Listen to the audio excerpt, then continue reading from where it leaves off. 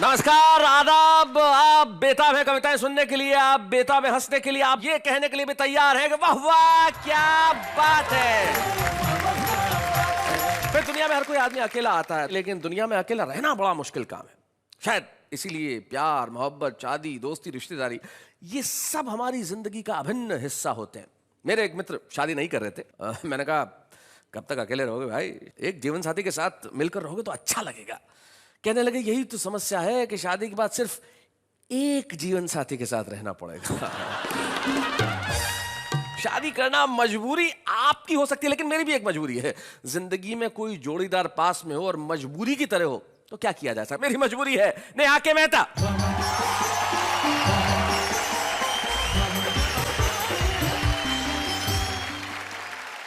नमस्कार नमस्कार नमस्कार जी। मैं इनकी मजबूरी और आपकी दोस्त अंजलि तारक मेहता आप सबका स्वागत करती हूँ हम सबके शो में, जिसका नाम है वाह वाह क्या बात है।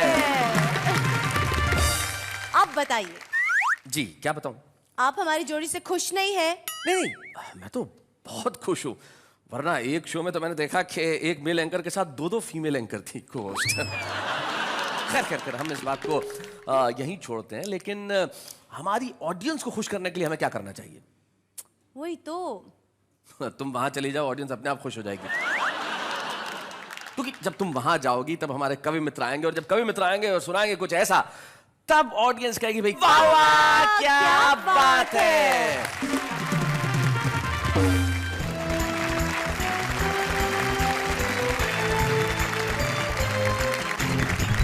स्वागत है आपका उस महफिल में जहां पे हंसी ठहाके मुस्कुराहट तो है, लेकिन जिंदगी से जूझते हुए कुछ सवाल भी है। यानी कि वो महफिल जिसका नाम है वाह वाह क्या बात है। हमारे तीनों कवि मित्र हमारे साथ बैठे। सबसे पहले जो मंच के इस कोने पे ये जो कंठ लंगोट लगाए बैठी है। कंठ लंगोट? नहीं, हिंदी है भाई, मैं भूल गया था। जैसे अंग्रेजी में तुम टाई कहती हो। टाई? जी जी। तो इस टाई में बड़े खूबसूरत से नौजवान जो फरीदाबाद हरियाणा से हमारे बीच में आए हैं और हास्य कविताओं पे इनकी पकड़ है, गा के भी पढ़ते हैं और तहत में भी पढ़ते हैं, और नाम है इनका दीपक गुप्ता। दीपक गुप्ता के पास में जो बैठी हैं उनका नाम अना दहलवी। अना दहलवी, जैसा कि जाहिर होता है कि दहलवी इसलिए कि आप दिल्ली से, आप मूलतः शुरू से दिल्ली में ही हैं?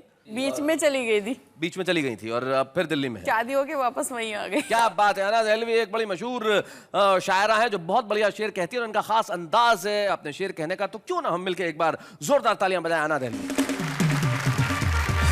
उसके बाद ये जो मित्र हमारे सज्जन बैठे हैं, बिल्कुल जिनका चमकता हुआ ललाट है और जो चेहरे पे मुस्कुराहट है, सुभाष काबरा इनका नाम है। इनके लिए मैं अक्सर एक शेर कहा करता हूं कि मैं तो अकेला ही चला था जानिबे मंजिल, मगर लोग मिलते गए कारवां बनता गया। और इनके लिए मैं कहता हूं कि मैं तो अकेला ही चला था जानिबे मंजिल, मगर लोग मिलते गए काबरा बनता गया। सुभाष काबरा के लिए जोरदार तालियां।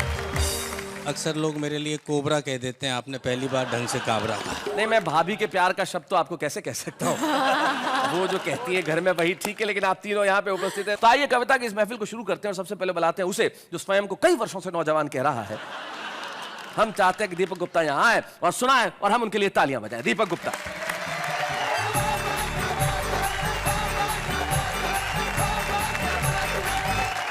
भाई अभी मेरी तारीफ में कह रहे थे कि मैं बहुत सालों से अपने आप को जवान समझता हूँ। मैं समझता नहीं, मैं हूँ भी। अच्छा।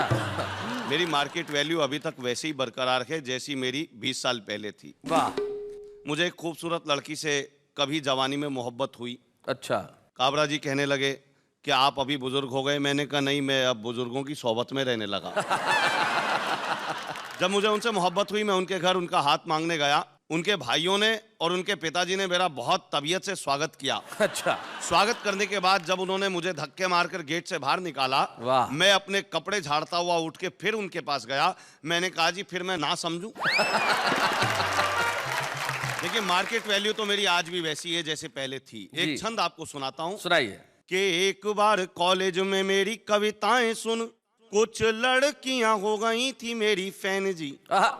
क्या बस उस रोज से ही उड़ गई नींद मेरी और कुछ दिन तक आया नहीं चैन जी। क्या बात है। क्योंकि एक कोमल सी कामनी से वहां मेरा टकराया चश्मा के लड़ गए नैन जी। पर उसके भाई को देखते ही मैंने कहा जैसी आपकी बहन वैसी मेरी बहन जी। देखिए अभी पिछले दिनों हमारे देश में करवा चौथ का व्रत किया जी कि करवा चौथ के दिन अपनी पत्नी का मन रखने के लिए मैंने भी व्रत रखा। सुबह से ना पानी पिया ना खाने में कुछ चखा। अच्छा। शाम को जब घर आया पत्नी से फरमाया बता डार्लिंग ऐसा क्या करूं कि तेरी जिंदगी में ऐश हो जाए। पत्नी मुस्कुराते हुए बोली कुछ ऐसा कर दो तुम्हारी जीवन बीमा पॉलिसी कैश हो जाए। बहुत अच्छे। लेकिन हमारी स्थितियां बहुत विचित्र हो जाती हैं कई बार, क्योंकि मुझे याद है एक कवि के घर डकैती डालकर जब डकैत जाने लगे तो कवि की आंखों से आंसू आने लगे। उसने जाते हुए डकैतों को बुलाया आवाज लगाकर, बोला भैया ये संदूक भी ले जाओ उठाकर। अच्छा। तभी एक डकैत बोला यार आदमी अपना सामान लुटवाए इतना अकलमंद तो नहीं है, सच सच बताए इसमें तेरी बीवी बंद तो नहीं है। कवि बोला भैया ऐसा है तुमने मेरी बात सुनकर खाम खा ही मूछे ऐठी हैं, बीवी तो अलमारी में बंद है इसमें तो सासू जी बैठी हैं। बहुत बढ़िया, बहुत अच्छे दीपक। एक रिश्ता वो इस मंच के माध्यम से आप तक पहुंचाऊं जो हमारे ही देश में पाया जाता है कि एक आदमी ने करके शादी रजिस्टर्ड करा दी। अच्छा। शादी रजिस्टर्ड करा दी, रजिस्ट्रार ने भी मोहर लगा दी, बदले में उसे एक सर्टिफिकेट मिला, देखते ही खिला फिर अनायास हो गया उदास, अपना मुंह खोला, रजिस्ट्रार से बोला साहब ये सर्टिफिकेट तो जाली है। अच्छा। क्योंकि इसमें शादी की एक्सपायरी डेट का कॉलम खाली है। तो रजिस्ट्रार ने उसे बताया, बड़े प्यार से समझाया ऐसा नहीं कि हमारे यहाँ शादियां ही होती हैं या तलाक के मुकदमे दायर नहीं होते हैं, पर ये हिंदुस्तान के मेरे दोस्त यहाँ पर आदमी एक्सपायर होने के बाद भी रिश्ते एक्सपायर नहीं होते हैं। क्या बात है भाई, वाह वाह वाह वाह, बहुत बढ़िया दीपक, बहुत अच्छे। जब आदमी को प्यार होता है तब उसकी मानसिकता कैसी हो जाती है मैंने कोशिश करी। हाँ। कि गैलरी से झांकती पड़ोसन तो दिखती है, खिड़की में खड़ा उसका बाप नहीं दिखता।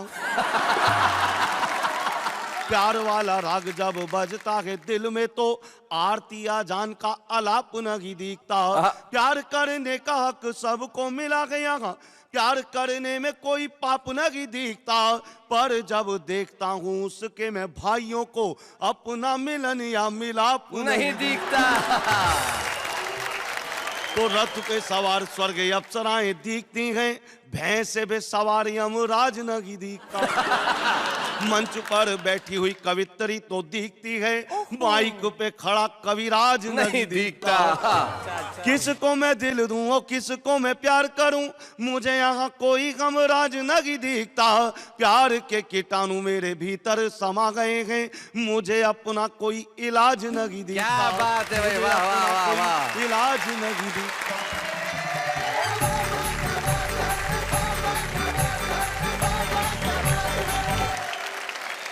भाई दीपक, जब प्यार के कीटाणु किसी में समा जाए तो फिर सचमुच इलाज नहीं दिखता। लेकिन जब तुम मोहब्बत की बात कर रहे थे, मैं अना दहलवी को बड़े ध्यान से देख रहा था। अना कह रही थी कि भाई मोहब्बत की पीएचडी करने वाली तो यहाँ पे बैठी हुई है और तुम ये 5वीं क्लास के स्टूडेंट क्या बात कर रहे हो।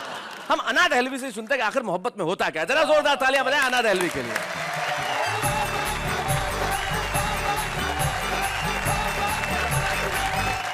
मैं जब तक यहाँ तक उठकर आई शैलेश जी, तो मुझे ये दीपक जी ने बहुत कुछ कहा जी। मेरी आदत में शामिल है, मैं किसी का कर्ज नहीं रखती, चुका दिया करती हूँ। अच्छा। 4 पंक्तियाँ इनको समर्पित करना चाहती हूँ जी। बल्कि समर्पित ही क्या, इनको श्रद्धांजलि अर्पित। गुफ्तगू में हया के ताले हैं। हमारे बच्चों को बता दो, गुफ्तगू मतलब बातचीत और हया मतलब शर्म। गुफ्तगू में हया के ताले हैं और लब पर अदा का पहरा है। लड़कियों को समझ न पाओगे, ये समंदर बहुत ही गहरा है। क्या बात है। बहुत शुक्रिया, बहुत मन से सुना। और 4 पंक्तियां पढ़ना चाहती हूँ जी। मेरी तस्वीर अपने पर्स में रखता है वो लड़का। सुनिएगा। मेरी तस्वीर अपने पर्स में रखता है वो लड़का, सफर में साथ रहता है वो, अक्सर आहें भरता है। कभी मजनू के और लैला के वो किस्से सुनाता है, मगर खुलकर नहीं कहता कि मुझसे प्यार करता है। भाई क्या बात है। बहुत धन्यवाद।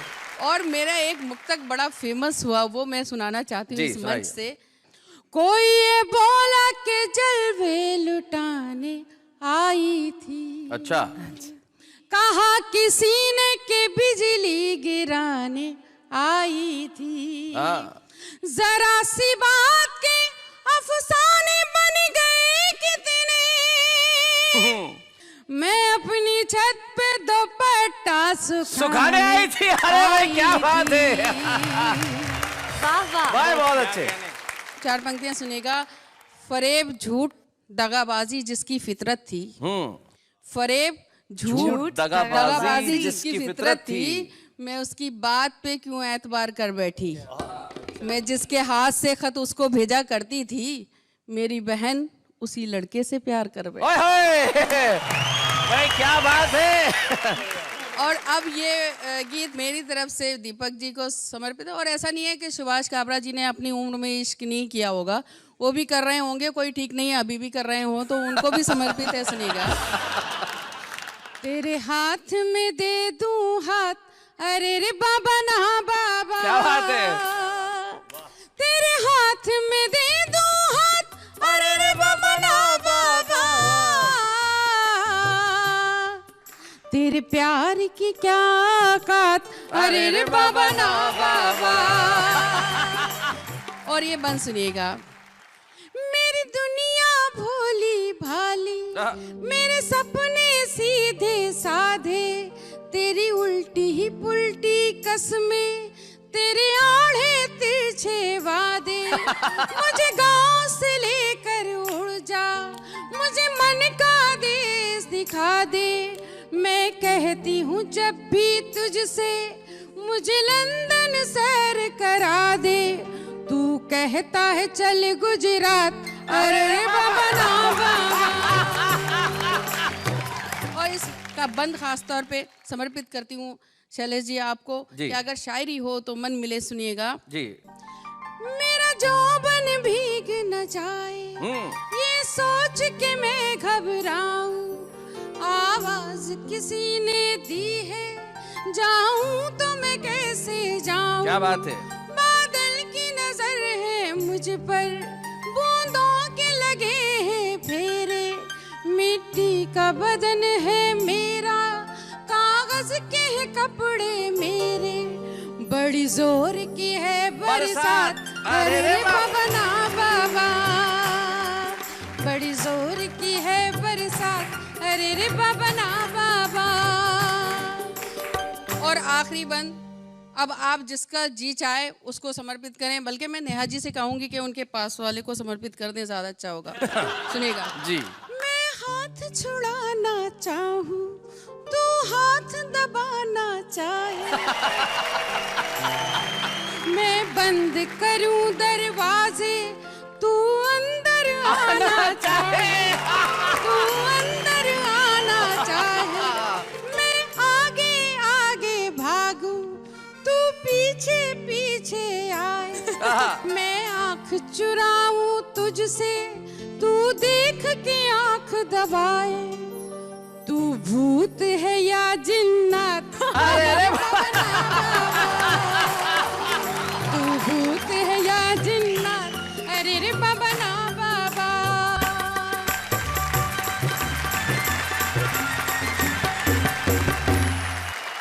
अना जी आप जाने लगी तो लोग कह रहे हैं अरे बाबा ना बाबा, रुक जाइए, थोड़ी देर रुक जाइए। राही बस्तवी एक शायर है जिन्होंने शायद सबसे पहले ये एक गीत कहा था कि तुझे कौन करेगा प्यार, अरे बाबा ना बाबा। और फिर अरे अरे रे बाबा ना बाबा पे बहुत खूबसूरत गीत लिखे गए, जिसमें से बड़ा ही खूबसूरत गीत पढ़ा आपने। और सुभाष जी को आपने कहा कि बुजुर्ग हैं और मोहब्बत के शेर भी सुनाती रहीं।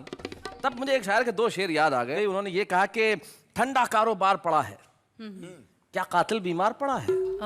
ठंडा कारोबार पड़ा है, क्या कातिल बीमार पड़ा है? और जिस दिन थी त्योहार की छुट्टी उस दिन ही इतवार पड़ा है। जी सुभाष भाई। केवल एक शेर सुनाना चाहूंगा। जी इरशाद इरशाद। बातें करती ये कैसी कैसी है, मैं तो समझा था अबला जैसी है। इनके शौहर पे रहम करना खुदा, जिनके घर में ये बला ऐसी है।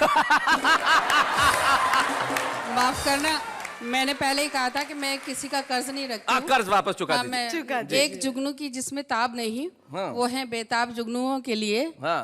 कब्र में दोनों पाँव हैं लेकिन दिल धड़कता है लड़कियों के लिए। लेकिन मजे की बात यह है कि आना दहलवी जी के शौहर ऐसी जफर साहब खुद यहाँ पे मौजूद है। भाई कमाल है। मैं ऐसे पुरुषों का बहुत सम्मान करता हूँ, जफर साहब जो अपनी पत्नी की प्रतिभा को पहचानते हैं और सुनने के लिए भी, आप उनका साथ देने के लिए यहाँ पे उपस्थित हैं। और खुद आप बहुत बढ़िया शेर कहते हैं, तो क्या कहना है आपका? मेरी एक गजल है, उसके 2 मतले और एक शेर बस पहुंचाता हूँ। यूं भी अक्सर साथ निभाना पड़ता है। अच्छा। यूं भी अक्सर साथ निभाना पड़ता है, हम सफरी का बोझ उठाना पड़ता है। अच्छा। दूसरा मतला है, हर रिश्ते का कर्ज चुकाना पड़ता है। हर रिश्ते का कर्ज चुकाना पड़ता है। दिल में दिल का दर्द छुपाना पड़ता है। आहा। दुनियादारी इतनी भी आसान नहीं। दुनियादारी इतनी भी आसान नहीं। सबसे रस्मन हाथ मिलाना पड़ता है। क्या बात है भाई, वाह वाह वाह वाह वाह वाह, बहुत अच्छे। बहुत बहुत शुक्रिया जफर साहब, thank you so very much. और जैसे कि हम जोड़ी पे बात कर रहे हैं, तो आज जोड़ी कमाल की है। तुम कुछ कहना नहीं चाह रही बहुत देर से? मैं कब से कहना चाह रही हूँ कि इतनी अच्छी खूबसूरत जोड़ी के बाद, उसको देखने के बाद मुझे एक सवाल पूछना है। जी पूछिए। क्या सचमुच जोड़ियां स्वर्ग में बनती है? बड़ा मुश्किल सवाल है। आज के जमाने में ट्रेन में, बस में, सड़क पे और तो और फुटपाथ पे जोड़ियां बन जाती है, तो स्वर्ग में बनने का इंतजार कौन करे भाई? तो भाई जोड़ियां स्वर्ग में बनती है नहीं ये तो पता नहीं, लेकिन सुभाष काबरा की हास्य कविता से जोड़ी लगभग 35 वर्ष पहले बनी और बहुत सालों से कवि सम्मेलन करते रहे, संचालन करते रहे। उनकी किताब मैंने देखी तो उनकी किताब के पिछले भाग में इनका परिचय बहुत ही, जिसको कहते हैं इंटरेस्टिंग परिचय लिखा हुआ है। खुद का नाम है, बोले इतने सारे प्रोग्राम किए, इतने सारे प्रोग्राम लिखे गए, घर में एक बीवी है, ऐसे सब परिचय में लिखा है। 2 बच्चे हैं और वो तमाम रिश्तेदार हैं जो अमूमन पाए जाते हैं। एक लोन पे ली हुई कार है, एक कंप्यूटर है जिसमें ब्रैकेट में लिखा हुआ है जिसे चलाना नहीं आता, एक फ्लैट है जिसकी किस्तें अभी तक चुकाई नहीं गई। ये सारी ईमानदारी से जो आदमी परिचय दे सकता है वो कोई निश्चित तौर पे हास्य कवि ही हो सकता है। तो ऐसे हास्य कवि सुभाष काबरा आइए हमारे बीच में।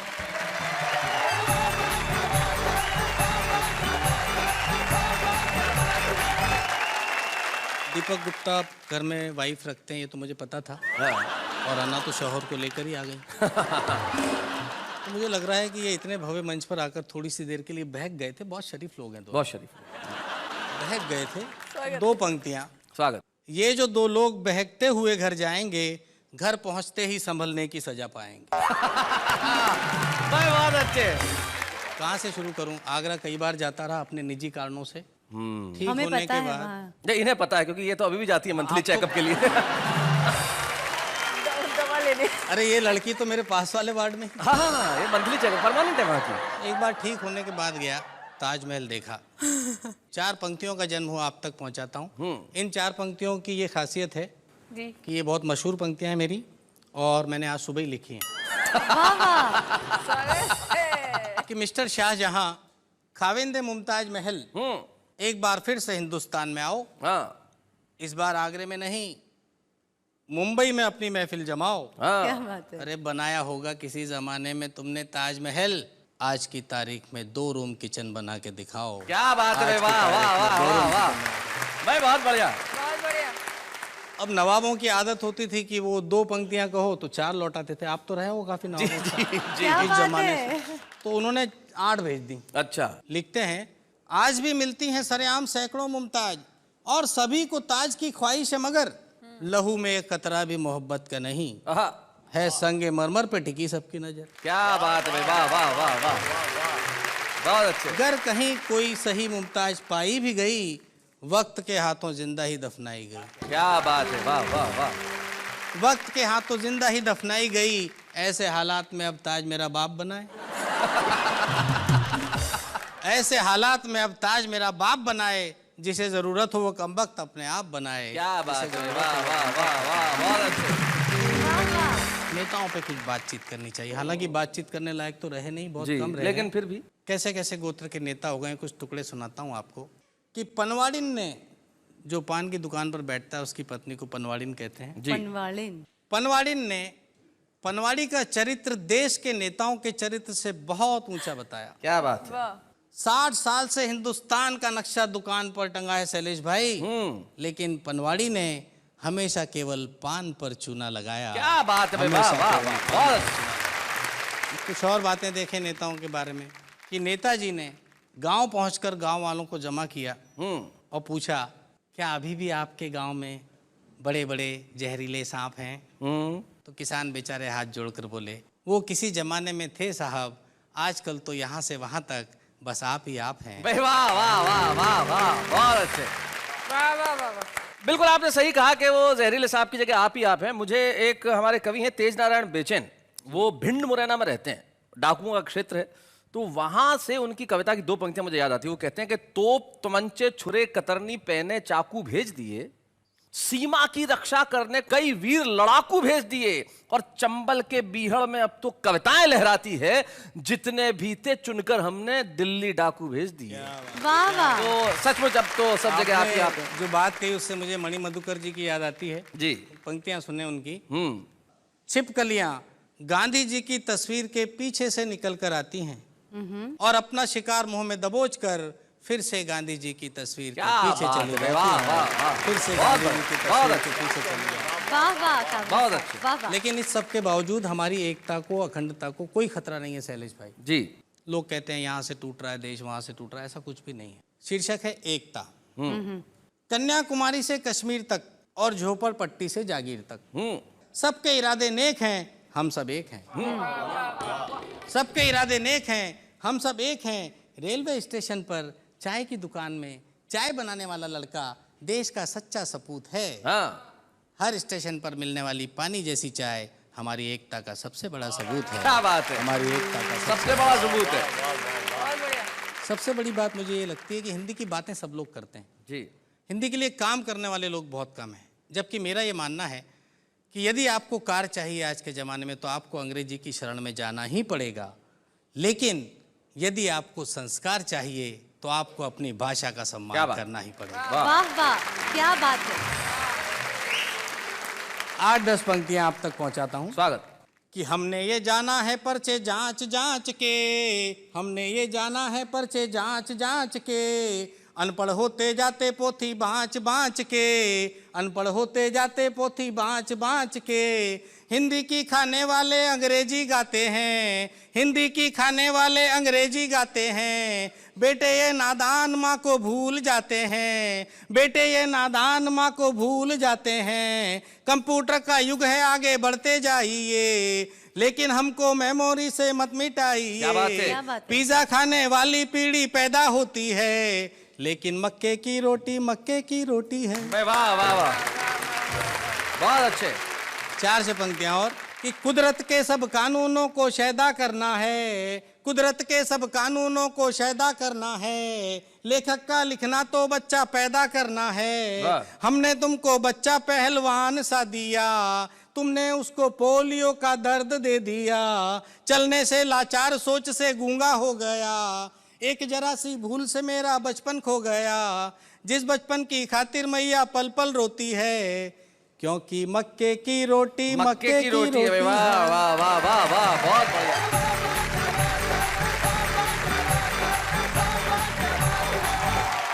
सचमुच सुभाष जी, आपने बिल्कुल ठीक बात कही कि मक्के की रोटी है। जो हमारी अपनी संस्कृति है उसे हम कैसे भूल जाएं।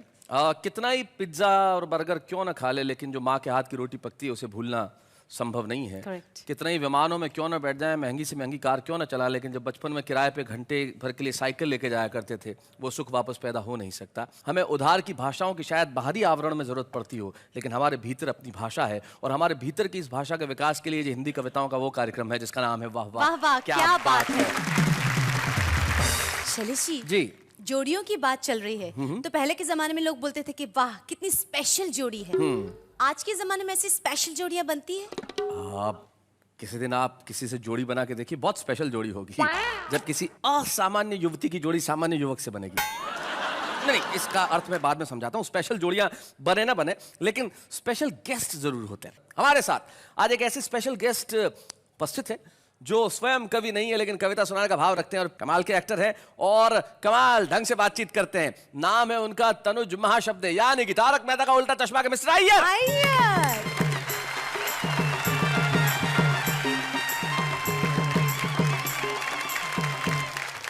आज मैं आपको यहाँ पे जैमिनी हरियाणवी जी का एक कविता सुनाने आया हूँ। क्या बात है भाई, वाह, बहुत अच्छे। एक दिन एक पड़ोस का लड़का मेरे को आकर बोला, चाचा जी आपकी स्त्री दे दो। हाँ चुप, ये लड़का क्या बोल रहे हैं? वो दोबारा से बोला कि चाचा जी आपकी स्त्री दे दो ना। हाँ फिर चुप। मैंने अपनी घरवाली की तरफ किया इशारा और फिर उसको बोला ले जा, वो बेटी है। अय्यर भाई वो पहले थोड़ा शर्माया, हाँ। बोले चाचा जी ये नहीं जो करंट मारती है वो। तो मैंने उसको बोला कि बावड़ी पूछ, तू उसको हाथ लगा कर तो देख, वो करंट भी मारती है। Thank you very much, thank you. बहुत बढ़िया। मैं सोच रहा था जब अय्यर जैमिनी हरियाणवी की कविता पढ़ रहे थे तो एक भारत का व्यापक स्वरूप मुझे यहाँ देखने को मिल रहा था। शायद इससे बेहतर ढंग से हंसते हुए मुस्कुराते हुए हम हिंदुस्तान को यहाँ नहीं दिखा सकते। दक्षिण भारत के लहजे में हरियाणा का प्रिय शब्द बावली पूछ कह देना और हिंदी कविता सुनाना और अंग्रेजी में थैंक्स कहना, भाई यह भारत की विशेषता है जो आज हमारे बीच में है। क्या बात है। तनुज महाशब्द, आज आपने यहाँ आके शब्दों की महालाज रखी है। Thank you so very much यहाँ आने के लिए, बहुत बहुत धन्यवाद। Thank you.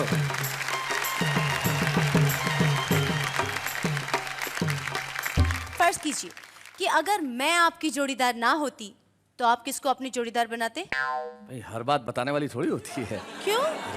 अगर आप यहाँ जोड़ीदार नहीं होती तो मैं कितना लकी होता। नहीं, मेरे कहने का मतलब है अगर आप नहीं होती तो नहीं होती भाई, लेकिन अभी आप हैं, नजर आ रही हैं, छुपी भी नहीं है। कुछ चीजें होती है जो छुपती नहीं है, होती है तो नजर आती है, जैसे कि प्रतिभा, टैलेंट, वो कभी छुपता नहीं है। इसलिए वाह वाह क्या बात है का जो हमारा एक सेगमेंट है जो बड़ा ही पॉपुलर है, कविता के छुपे रुस्तम, हम उसमें एक ऐसे कवि को बुलाते हैं जो शायद आज देश के कविता के आसमान पे सब लोगों द्वारा नहीं जाना जाता हो, लेकिन उसमें अकूत प्रतिभा है। दिल्ली से हमारे बीच में आते हैं आज के हमारे छुपे रुस्तम, रसिक गुप्ता।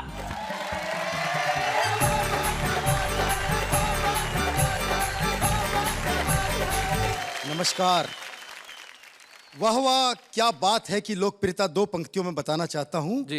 जब से पागल खाने वाले अपने पागलों को वाह वाह क्या बात है दिखाने लगे हैं, कुछ पागल तो ठीक होकर हंसते हंसते घर जाने लगे हैं। क्या बात है। और कुछ यहाँ आकर कविता सुनाने लगे हैं। भाई क्या बात है। और जो समय वाह वाह क्या बात का है, उस समय पेश होने वाले कई कार्यक्रमों की स्थिति बिल्कुल ऐसी हो गई है जैसी रोडवेज की बसों की स्थिति होती है। क्या बात है। रोडवेज की बसों की स्थिति बताता हूं कि आप रोडवेज पे चढ़े या रोडवेज आप पे चढ़े, टिकट आपका ही कटेगा। अच्छा, अगर कंडक्टर सो जाए तो किसी का टिकट नहीं कटता और ड्राइवर सो जाए तो सबका टिकट एक साथ कट जाता है। बहुत अच्छे। आज यदि देशभक्ति बची है तो केवल जेब कतरों में बची है। ओहो। 4 पंक्तियों का मजा लीजिएगा। सुनाओ रसिक। कि जेब कतरे का बेटा बोला, हे ईश्वर नहीं मांगता आपसे कोठी बंगला महल किले, ना इंग्लैंड में ना फ्रांस में ना इटली में, मुझे तो बस हर जन्म भारत में ही मिले। अच्छा। तो बाप बोला मैं धन्य हुआ जो जेब कतरे का बेटा होकर भी तेरी रगों में देशभक्ति का रक्त बहता है। बेटा बोला ये बात नहीं है पापा, वहां ठंड इतनी ज्यादा है कि लोगों का हाथ अपनी जेब में ही रहता है। वाह वाह वाह वाह वाह। अच्छा, मैं तो एक बार पप्पुओं के स्कूल में चला गया। पप्पुओं के स्कूल में? मैंने पूछा कि भी तुम सारे के सारे पप्पू पास कैसे हो जाते हो? बोला जी नकल चला के। मैंने कहा कभी पकड़े नहीं जाते? बोला पकड़े जाने का सवाल ही नहीं है, नकल हम हाथ पर लिखते हैं, जब चेकिंग करने वाले आते हैं तो कर लो, अंदर तो कुछ निकलता ही नहीं। अच्छा, एक पप्पू फेल हो गया तो मैंने उससे पूछा आपने इस टेक्नोलॉजी का प्रयोग नहीं किया? बोला भाई साहब किया था, किस्मत ही खराब थी, नकल हाथ पर लिखी थी, अजब खेल हो गया, वॉशरूम में हाथ धो लिए, पप्पू फेल हो गया। बहुत अच्छे। और 2 पंक्तियों का मजा लीजिएगा कि मैंने अपने मकान मालिक से कहा एक दिन लोग कहा करेंगे कि तुम्हारे मकान में एक बड़ा कवि रसिक गुप्ता रहता था। गुरु, उस दिन तू पूरे मोहल्ले में छा जाएगा। बोला शाम तक किराया नहीं दिया तो वो दिन आज ही आ जाएगा। अच्छा, एक भिखारी को मैंने रुपया दिया। बोला बाबूजी ये क्या? पिछले चौराहे के भिखारी को 10 रुपए और मुझे 1 रुपया पकड़ाया है। मैंने कहा भैया तुझे कैसे पता? नु बोला देखो जी SMS आया है। अच्छा, भिखारी आजकल हाईटेक हो गए हैं। एक भिखारी की दुआएं सुन के माथा पीट लिया मैंने अपना। भिखारी बोला यूं हिमाकत की नजर से ना देख, एक दिन ब्यूटी क्रीम लगा के अपना चेहरा भी गोरा होगा। अपने हाथ में भी ऐसा ही ब्रांडेड कटोरा होगा। निकाल जेब से करारा सा नोट और ले ले मेरी दुआ। जा, तेरे घर भी मेरे जैसा छोरा होगा। वो एक भिखारी तो नर्सिंग होम के बाहर डॉक्टर से भीख मांग रहा था। डॉक्टर बोला लगता आपको कहीं देखा है। भिखारी बोला ठीक पहचाना डॉक्टर साहब, कुछ दिन पहले आपसे इलाज कराने आया था। आपका महंगा इलाज कराते कराते भिखारी हो गया। वो डॉक्टर ने अपनी खूबसूरत नर्स को नौकरी से निकाल के पत्ता कर दिया साफ। तो नर्स बोली बिना गलती नौकरी से निकालना कहाँ का इंसाफ। तो डॉक्टर बोला मैंने एक पेशेंट को कहते सुना है, नर्स क्या है ब्यूटी क्वीन है, अखियों से गोली दाग जाती है और मेरी आधी बीमारी तो इसकी मुस्कुराहट से ही भाग जाती है। बहुत अच्छे। अच्छा, आजकल स्थिति नर्सों से प्यार व्यार बड़ा खतरनाक होता है जी। मैंने 4 पंक्तियां लिखी कि नर्स से पेशेंट बोला सुन प्रिय बात मेरी, सबसे निराली तेरे गालों की ये लाली है, दिल को चुराने वाली सपनों में आने वाली, रखी मैंने हॉट सीट तेरे लिए खाली है। Hot seat. तो नर्स बोली होश में आते ही तू लगेगा रोने, मैं भी जाली, डॉक्टर की डिग्री भी जाली है और दिल को तो मैंने हाथ भी नहीं लगाया झूठे, मैंने तो सिर्फ तेरी किडनी निकाली है। बहुत अच्छे रसिक। कविता क्या है? कविता एक आयुर्वेदिक औषधि है। जितनी पुरानी उतनी ही गुणवती कहलाएगी। अरे ये अंग्रेजी की दवा नहीं जो एक्सपायर हो जाएगी। वाह वाह वाह वाह वाह, बहुत बढ़िया। तो कविता की शक्ति मैं बताना चाहता हूँ 4 पंक्तियों में। क्या बात? कि एक बार एक सपेरा जहरीले सांपों के बीच दिखा रहा था अपना कमाल, यानी वही पापी पेट का सवाल। लोग उसकी बहादुरी पर रुपया 58-54 दे रहे थे और सस्ते में ही खेल का मजा ले रहे थे। कि अचानक उसके चेहरे पर मौत का साया मंडराने लगा और उसकी हालत देखकर मुझे उस पर बड़ा ही तरस आने लगा। मैंने पूछा हे सपेरे भाई, क्या तुझे किसी जहरीले सांप ने काट खाया है जो तू इतना अधिक घबरा रहा है? वो बोला नहीं बाबूजी, वो सामने से पुलिस वाला डंडा लिया रहा है। क्या बात है भाई, वाह वाह वाह वाह। आपने बिल्कुल सही कहा। कविता आयुर्वेदिक औषधि की तरह है जो समय के साथ गुणवती होती जाती है। अंग्रेजी दवाई नहीं है जो एक्सपायर हो जाएगी। कविता कभी मरती नहीं, शब्द कभी मरते नहीं, कविता हमेशा जिंदा रहती है। और आपने जो शब्द सारी दुनिया को सुनाए हैं और जो शब्द लोगों तक पहुंचे हैं वो सिर्फ आप ही को रसिक नहीं रहने देंगे। करोड़ों लोग आज आपके रसिक हो जाएंगे और जब करोड़ों लोग आपके रसिक हो जाएंगे तो फिर आप गुप्त कहाँ रहेंगे। हम चाहते हैं कि आप सारी दुनिया में छाएं और हम एक स्मृति चिन्ह वाह वाह क्या मंच से आपको प्रदान करना चाहते हैं। जोरदार तालियों से स्वागत करते हैं रसिक गुप्ता।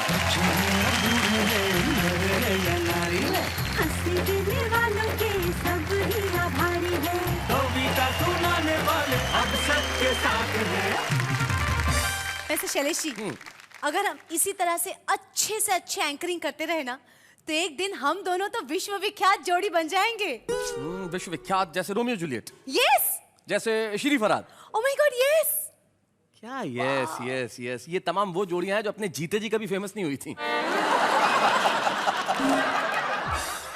सोचना चाहिए कोई चीज हाँ भरने के पहले सोचना तो चाहिए। लेकिन क्या है साहब, सोच जो है वो तो कहीं भी उपस्थित है। हाँ। अब आप कविता लिखने के पहले शायद बहुत कुछ सोचते होंगे कि ऐसे लिखूं वैसे लिखूं, लेकिन ये जो हमारी आम जनता है ना ये सोचती नहीं है, ये तो लिख देती है। जो मन में आता है वो कहती है। इनके दिल में कविता के बारे में क्या सोच है जरा सुनते।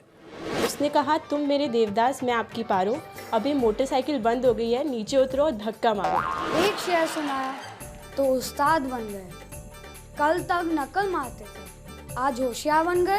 अपना बच्चा रोए तो दिल में दर्द होता है, दूसरों का बच्चा रोए तो सर में दर्द होता है। अपनी बीवी रोए तो सर में दर्द होता है, दूसरों की बीवी रोए तो दिल में दर्द होता है। हमने उनकी याद में पूरा साल गुजार दिया, हमने उनकी याद में पूरा साल गुजार दिया, पर वो नहीं आया आज तक जिसे हमने उधार दिया। वाह वाह क्या बात है।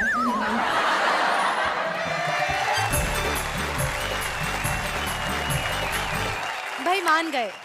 मेरे हिसाब से तो हमारे देश में हर व्यक्ति के अंदर एक कवि छुपा है। हर व्यक्ति के अंदर एक कवि तो छुपा है, लेकिन ऐसे कवि कम है जिसे हर व्यक्ति जानता हो। हाँ, लेकिन कुछ लोग होते हैं जिन्हें व्यक्ति इस देश के जानते हैं, उनके कामों की वजह से, उनकी कविताओं की वजह से, उनके अंदाज की वजह से। हमारे बीच में एक ऐसे ही कवि हैं जो पिछले 30-35 सालों से हिंदी कवि सम्मेलनों पर संचालन करते रहे हैं, अपनी छोटी छोटी चुटली कविताओं से लोगों का मन मोहते रहे हैं। जिंदगी में उन्हें बहुत सम्मान मिले होंगे, लेकिन कविता के मंच पे सारी दुनिया के सामने एक सम्मान हम भी देना चाहते हैं। हम सम्मान कर रहे हैं आज यहाँ सुभाष काबरा का।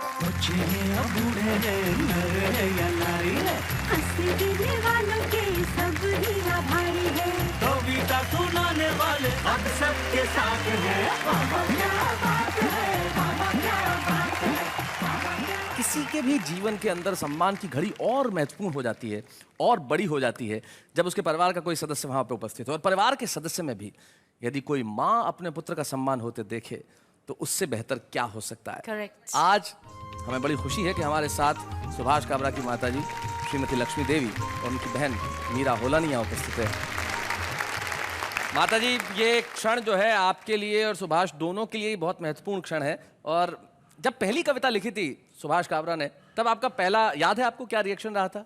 तो वो पढ़ती थी, मैं जरूर लिखी कविताएं। अच्छा, आप इनकी कविताएं पढ़ती थी? हाँ। आपको सुनाते भी थे कभी कविता? हाँ। इनकी कौन सी कविता सबसे ज्यादा पसंद आती है आपको? चिमटे से घसीटा, कॉलर से घसीटा, ऐसा कुछ। अच्छा, मतलब आपको ये पसंद आया कि इन्होंने बहू को चिमटे से घसीटा, आपको इसमें आनंद आया बस है? बहू ने नहीं, बहू ने नहीं भाई, बहू ने घसीटा। अरे अरे अरे, तब आपको आनंद आया भाई। क्या मेरी बात है। पीड़ा थी इसलिए पीड़ित हुई। आपकी पीड़ा थी इसलिए आप पीड़ित हो गई। क्या बात है। मीरा, आप कुछ कहना चाहेंगी? कितने बड़े हैं आपसे उम्र में? मुझसे उम्र में तो बड़े हैं ही, लेकिन अभी तक की जिंदगी के हर फैसले में, हर चीज में मेरे पिताजी की तरह इन्होंने पूरा योगदान दिया है। क्या बात है मीरा। लेकिन मेरा मूल प्रश्न अभी भी वहीं खड़ा है कि आपसे कितने बड़े हैं? आप छोड़ेंगे नहीं? देखिए, बताइए जरा। जैसे उम्र नहीं पूछी जाती औरतों की, मैं तो इनकी पूछ रहा हूँ। आपसे कितने बड़े हैं? ये आप माताजी से पूछिए। जी, कितना फर्क है दोनों में? इनमें 15 साल। 15 साल बड़े, तो यानी आपके बीच में बचपन में कभी झगड़े जैसी बात तो कभी हुई नहीं होगी? नहीं, बिल्कुल नहीं। पिता स्वरूप इन्होंने आपको हमेशा प्यार दिया। सुभाष, आज आपके सम्मान पे आप कुछ कहना चाहेंगे? 4 पंक्तियां कि हम मंच के लोगों का इतना सा फसाना है, रोने को नहीं कोई, हंसने को जमाना है। हर सुबह है शिक्षा की, हर रात परीक्षा की, इम्तिहान में बैठे हैं, परिणाम अजाना है। भाई वाह वाह वाह वाह। हास्य की बात करने वालों की भीतर चाहे कितने भी आंसू हो, लेकिन वो आपके लिए लेके आते हैं मुस्कुराहट। तब जाते आते मुझे एक कवि की 2 पंक्तियां याद रहती है। वो कहते हैं कि तन्हा तन्हा दुख झेलेंगे, महफिल महफिल गाएंगे, जब तक आंसू पास रहेंगे तब तक गीत सुनाएंगे। मिलते हैं फिर से। वाह वाह, क्या बात है। मैं